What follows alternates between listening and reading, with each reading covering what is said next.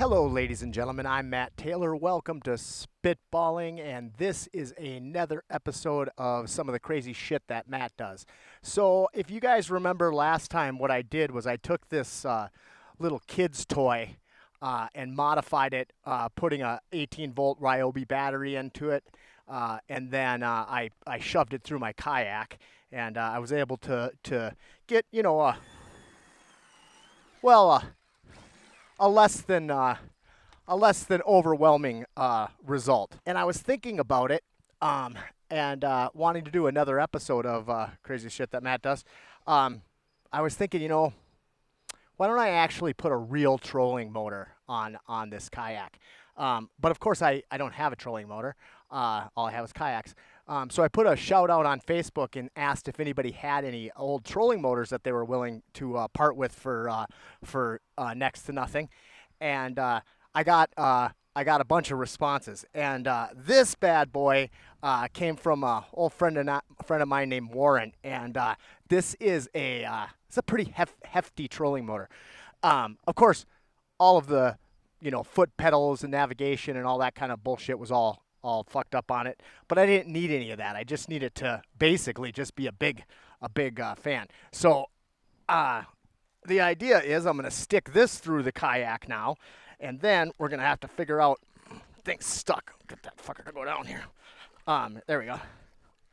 So I'm going to stick this through the kayak and then come up with some way to steer it. And I don't know if we're going to end up putting one of these little steering wheels on it or what. You're going to just have to go with that with me. So you guys saw how the thrust was on that little thing. So let's test this one out here.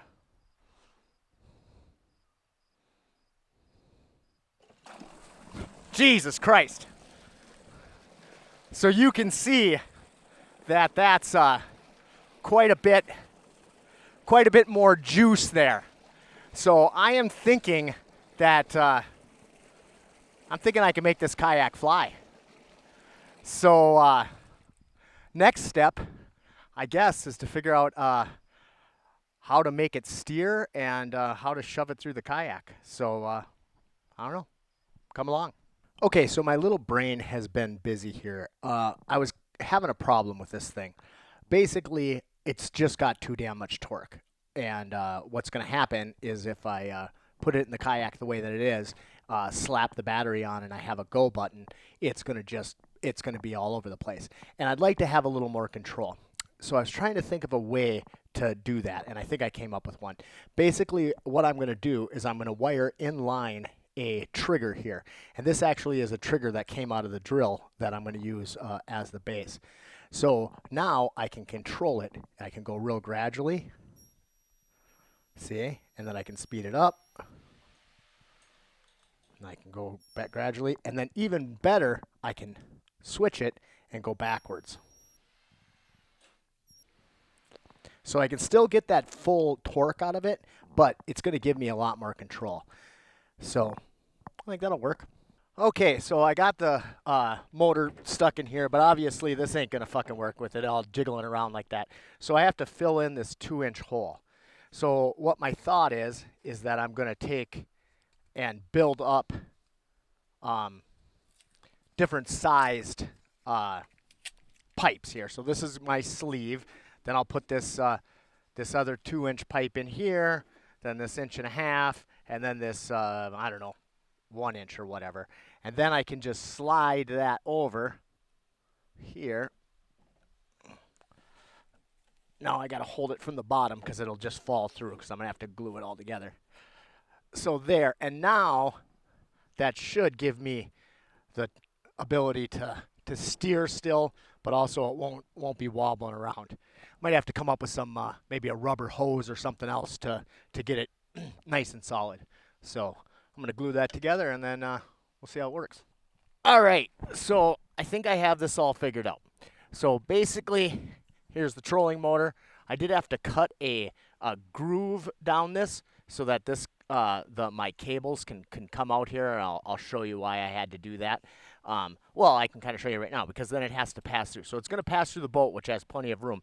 Then I took my my different size PVC pipes and made this little sleeve thing. I had to use some epoxy on there to get it together. So then that's gonna go inside the boat there like that. Then I just made a little disc that'll sit on top of there so that it will run nice and smooth. And then I need to take my wires out like this and attach my my drill onto it. So I'll stick my drill on like that, tighten it down here, and now as this rides up, see, that won't smash my wires. And now I can plug my plug in, and I just took a, I don't know, it's just a plug that was left over from one of the mini little cars that we had laying around. So I attach that like that, and there we have it. That's how it's going to work. Then we can snap our battery in, and so I don't hit the thing here. Now, there we go.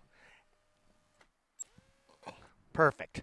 All right, well, I'm going to stick this in the kayak, and then the next step is to test it out and see if it flies. All right, well, here we go. This is the test for the second episode of Crazy Shit That Matt Does. So I got this all hooked up here. I was playing around with it a little bit. It's pretty hard to steer. So I'll show you guys what I'm talking about here. So I'm just giving it a little juice here, and I got some movability here. Woo!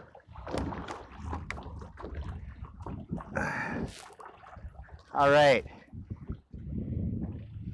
But now I'm gonna hit it. God, it's scary as fuck.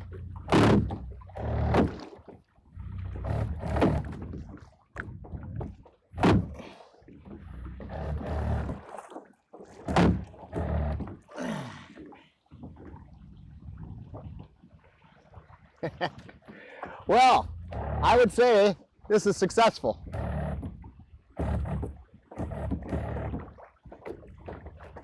It does seem like when I blast it at full power, it'll only go in bursts, which is probably some kind of cutout on the drill, which makes sense. But you don't really need much more than that. If you could tool around, and today is a windy fucking day too, so this is definitely not ideal conditions. But yeah, I think I could see myself tooling around on this thing.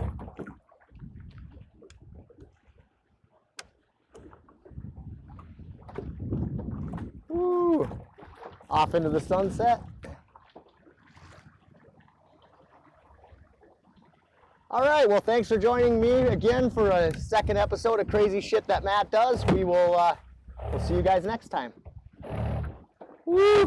Holy shit!